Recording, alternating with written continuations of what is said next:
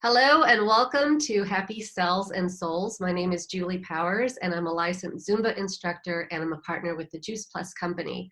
My mission in life is to let people know that life is better when they're dancing through it and also to inspire healthy living around the world. But my expanded mission is to create better health at the cellular level and more joy at the cellular level. I really believe that we just get this one body while we're here on earth, so we have to take care of it. But I also believe that while we're here in this body, we're supposed to be happy and joyful. We're not just supposed to be moping around and complaining all the time, right? So I just love the fact that through life, we have all of these opportunities to meet incredible people along our journeys. And I've been really privileged to meet some really cool people. And that's why I put this little channel together so that I could capture some conversations with people, because I think we can learn from everybody, we can be inspired from everybody, and everybody has a story to tell. And it doesn't matter if you share the same political beliefs or religious beliefs, or you come from the same socioeconomic part of life. Just open our minds, open our hearts, and learn from these people. So today's guest is Tarrish Potter. And I call my brother Scott like the ultimate connector, because really so many people that I find fascinating I have met through Scott, my baby brother. And so he has introduced me to Tarrish, and Tarrish actually came for a visit to my hometown. And so I got to meet her in person a while back. And I just think she has a really cool story to share. And she's a beautiful girl. And I think that she gets to go out there and spread a lot of joy. So I am so happy to have you here as part of my Happy Cells and Souls, Tarrish. I'm happy to be here. Thanks, Julie. I have a little bit of introduction for you. You were kind of a big deal, as my brother says, when you were a kid, and you were part of the Potter Kids, which was, I don't know how many of you there were, but there were a lot of kids in your family, right, that would go out and entertain. You were a child actress. You were part of the kids songs program, where you had a lot of CDs and tapes back in the cassette tapes and CD days. And then you sort of took all of that natural talent and you've just walked through life with it. But you dropped your life in California and you, like they say, pick up your guitar and move to Nashville. And so that's why we're talking about chasing dreams today. So can you just tell us your story? Share with us. Yeah, I love to. And thank you for having me on here. I'm excited to share my story and to talk to you for a little bit. So starting out with what you mentioned, the Potter Kids, that was my childhood. There are 6 kids in my family. I'm number 2 of 6. And the first 4 were in our family band. And so we traveled around at malls and fairs and did shows. By the time I was 8 years old, we did about 250 shows nationwide, just all over the place. And we were sponsored by Nike, which is really fun. And we just sang. It was a vaudeville show, so we would have my mom would change our clothes backstage, and we'd run back out and sing another song and run backstage. And my dad was an engineer, and he would make these flash pots that would explode on stage, and it was really fun. We'd have all these effects, but yeah, we just did a little family band. It was Then kind of growing like up, a traveling Branson show, or like a little miniature Vegas show that just went from like county fairs and different types of events. Is that right? right? Yeah, county fairs, wherever we could get booked. So we did sometimes, like at the fairs. I just posted on my Instagram a picture of us with Charlie Pride. You know, Charlie Pride just was awarded with Willie Nelson's 2020 Lifetime Achievement Award, and and and we were on a stage next to him when we were kids. You know, we were in Kids County, which is the kids part of the fair, and he was in the stage over next to us. And my mom's like, "Come over and get a picture with Charlie Pride."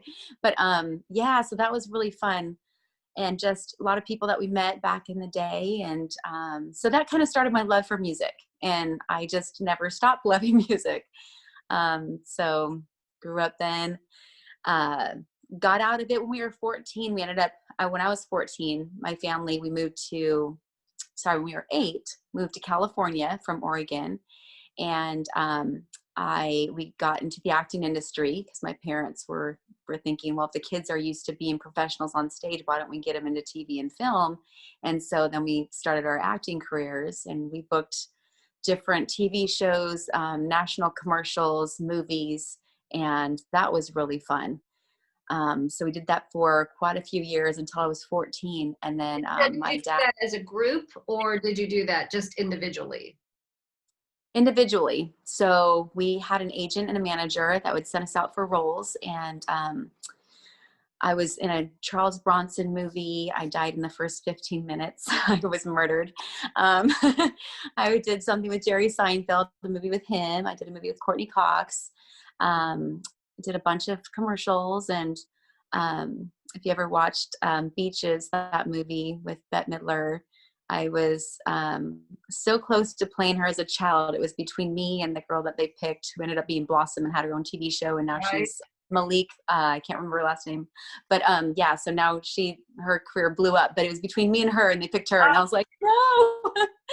So it took me a long time to watch the movie. Yeah, it got down from like thousands of people they were auditioning, but yeah, so you never know what part you're going to get and what you're not going to get, and you get really excited. And then I was in Silver Spoons when I was a kid, and I was like praying that they didn't cut my role. But yeah, it was really fun. Oh, that's just, let's not even talk about missing out on Beaches. Let's talk about how when you got to college, you kind of picked up your music again, right? And you started writing. Yeah, You started I writing. did. Yes. So my mom actually wrote 4 of the songs that we played on stage as kids, and I don't know if it was, if I thought, oh, my mom's a songwriter, I want to be a songwriter. I wanted to accompany myself because I wanted to continue singing. So I'm like, well, I'm just going to go buy a guitar. Bought the guitar, came back home, and I was kind of going through a college heartbreak at the time. And I was just playing around with 2 little chords, and I didn't know if it was a chord. And I'm like, that sounds cool. And I ended up writing my first song. And I was like, that was really fun. So I played it to my family, played it to some friends, and they're like, that's really good. That's your first song. And I just kept writing from there, and had some opportunities in California to write for different things. I was asked to write a theme song for a web series. It was like a spinoff of The Bachelor, and that was on for 7 seasons. It was a little pop song called Maybe This Is Love.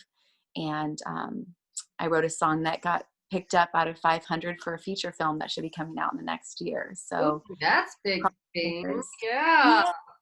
that was a really exciting moment. So crossing my fingers that with COVID and everything, that everything just moves along and that comes out. So, it's interesting when you're in the music industry, they pick a song. Like I just naturally thought, okay, I'm going to sing this song, it's going to be my voice on this track. And I went in to record it, and, they were like, Tarrish, this is such a beautiful song. We don't know if we're going to get to sing it, but it's such a beautiful song. And I thought, I'm not singing my song.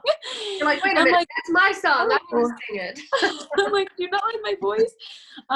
But they picked somebody that I really look up to as an artist to sing the song. So I'm excited about that. And you can't say who it is yet because the film is not out, right? Right. Yes. All right. So still in progress. All process. right. So, yeah. So then you were working in California and not in the music industry. And one day you just woke up and said, I think I'll move to Nashville. I want to follow my dream. I want to chase it. I want to see what happens. Yeah. So, I mean, you're like, right. Right. So I was singing a little bit, I was working at a restaurant so that I could get back into acting and music because I loved them both. And there's only so many hours in the day. And I kind of gravitated more toward music. I did a short film that's on YouTube that I wrote, directed, and acted in. But what's the name of that film? It's called Bug, B-U-G. Okay. Yeah. It's a supernatural sci-fi horror film. And all right, I'm writing that down because you got Bug. Yeah. There were certain pieces that had to be in the film. So it's kind of unique, the idea of it. But I had to do it in 2 days. I had to write it, direct it, act in it, find the location, everything within 48 hours. And it was very difficult, but it was really fun to do. So check that out. But I was in a alternative rock band for a little while, and wrote a bunch of songs for our band. And that was really exciting. We were together for a year and a half and missed being on stage. And so we went around and went up to San Francisco and did some shows, and came back down to LA and did shows. And it was really fun, but that music was a little different than what I wanted to do. So bands sometimes go their different ways. The music was more rock alternative, than I wanted to be, because I started writing like Jewel type music and singer songwriter. And I'm like, you know what, maybe it's best that we part ways. And so we did that. And then I kind of, music kind of was put aside. I got wrapped up in doing a corporate job and just different things. And I always thought, okay, I'll make a lot of money here and I'll be able to do my album. And I just got sucked into the business aspect of it until I was dating a guy who was on the TV show The Voice, which you probably heard of. And he was just fantastic. And I would be in rehearsals with him and be up on stage. I would see him at the fairs, and it was just, my intuition was like, you need to drop everything and do this. And I'm like, I called up my mom. I was like, Mom, I miss singing so much, and she's like, okay. So I had a job opportunity, and I called up my ex, and we ended up breaking up right before I moved to Nashville, but we were still very good friends, and I still support him today. But I called him up and I said, you know what, my boss wants to give me this job and this huge promotion. And I said, what do you think I should do? And he goes, follow your heart. And as soon as he said that, I go, well, then I'm moving to Nashville. So I'm like, I should have done this a long time ago, but I just knew it. Sometimes you just know things. And it was like, that night I wrote my letter of resignation, and I went in the next day and I was like, here's our projections for the month. Here's my letter of resignation. I'm like, I'm going to move to Nashville. And it was a scary moment, because at that moment I didn't have a job anymore. I'm like, what am I going to do for money? And I had to get out, break my lease. And I was like, I didn't have a lot of money saved up, but I knew I just didn't want to wait one moment longer. And I started driving Uber, and just making money to sell my furniture and just try to, get all the things arranged that I could move to Nashville. And I was driving like 15 hours every single day. It was just craziness. Wow. But sold all my furniture as soon as I had everything in place. Then I just packed up my car, and I literally was so busy leading up to the day that I was moving to Nashville. I had a deadline, and I'm like, I'm not going to miss my deadline. I'm like, I'm going to move on this date. And so I moved in with my parents the week before I ended up moving to Nashville. I remember my dad coming in when I was getting ready, and he goes, so you leaving in Nashville on Friday? And I was like, if I have enough money, we'll see what happens. But yeah, so I'm like, I hope so. And packed up my car that morning. I went to and my mom was like waving goodbye to me. And she's like, honey, have so much fun in Nashville. And I looked at her, I go, I don't even know where I'm going. Like, I was so busy, like getting ready. I'm like, how do I get to Nashville? I seriously got to the gas station. I'm like, Siri, take me to Nashville. So, yeah, drove to Nashville 3 days later. That is a really big deal, because you were wearing those golden handcuffs. They talk about so many people are trapped in their lives because they're slaves to the paycheck, and they're slaves to the process, and to take the key and unlock those golden handcuffs and be like, I'm done, corporate America, I'm out of here, boom. Wow, that is really big. And I hope that a lot of people that see this and hear you talking realize that they can do that too. They can do that too. Yeah. And everything works out eventually. So you move to Nashville, you get there, you're not there very long, and the city is hit by a tornado. And you're like in the middle of ground zero for this tornado. And then the pandemic hits. And so you're in a fairly new town. I mean, you've been there for a while, but this is supposed to be like your opportunity to get out there and just shine, right? And have all these gigs. And the industry is sort of limited and restricted. but yet as soon as things were opened up again, you're back on stage, you're in the bars, you're doing your shows, and you're making music and you're writing music, and you're going to be putting some new songs out in January, right, All right. of 2021. You're going to have a website ready, and it might be ready by the time this gets published. And so people will be able to find you and find your music, or they can come and see you in Nashville as long Yeah. as they can get into the place that you might be performing. So Definitely. Crossing fingers. Yes. right. So as a future Grammy winner, Yes. you know, which is a really big, important role in life. So tell us how that looks to you. What do you see as when you get that award? Is it Hmm. for a jewel type song that you have written and performed and is on your own album? Or tell me what that looks like to you. So I've written every genre, most every genre, and I'm performing a lot of country and pop out here. They intertwine quite a bit. So um, yeah, I would hope that I would win a Grammy for my songwriting skills. Hopefully, one that I would be singing on my album. And out here, people are like, "Are you a songwriter? Or are you an artist?" And I'm like, "Yeah, I want it all. I want it all." So I love to perform. I love sharing my stories. A lot of my stories are ballads, very heartfelt.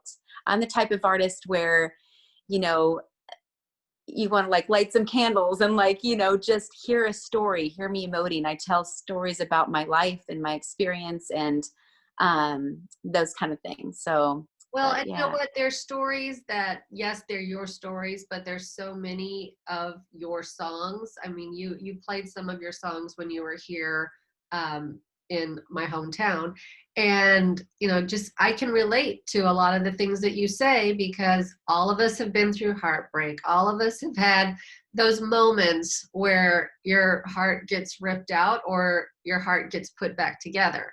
And Yeah. so I think that so many of the things that you share from your heart really resonate with people. And so it's just saying it in a different way, saying it in a Mhm. very personal way to beautiful music.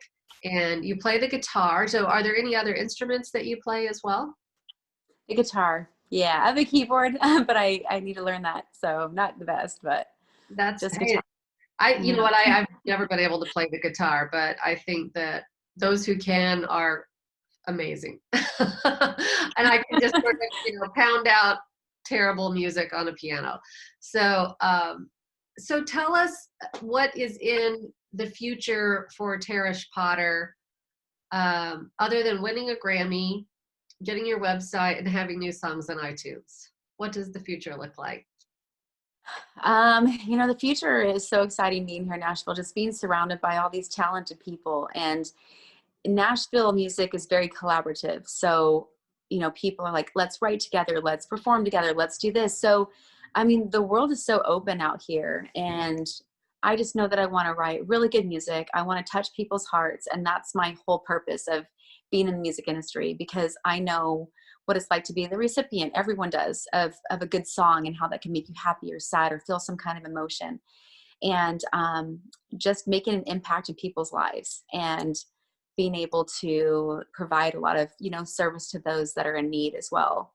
um, and I love that you're doing this as a platform to enrich people's lives and build them up and have a healthier body, healthy mind. Music also incorporated in that is a wonderful thing. So but yeah, just helping people through music, I guess, That's great. and recording. So That's great. Music is so important to my life. I can't imagine not having music. I think that the world would completely implode if there was no music in it. And especially in times when we're so isolated and separated, those music notes can fill up our souls. And so whether you're feeling sad and you just need music to bring you a little bit farther down in the hole first, and then you put on something a little more upbeat and it pulls you back up, or it's because you want to dance, which of course I think everybody should want to do all the time, but that doesn't always happen. So, well, I do hope that when the world opens up again and life is normal, whatever that looks like at that time, that a lot of people will find their way to your live performances. But in the meantime, definitely check out some things on Facebook. You have, what is it, Tarrish Potter Music on Facebook? And they can check you out there, and as well as Instagram, Tarrish Potter. And then what's the other one? And then my website, which will be active very soon, which is tarrishpottermusic.com. There we go. I knew there was another one that I was missing. So yeah, thank you so much for being with me today. And I hope that whoever's listening to this or watching this has found just a little slice of what Tarrish Potter can mean to you in terms of music and happiness. Thank you, Julie, so much for having me. I appreciate it.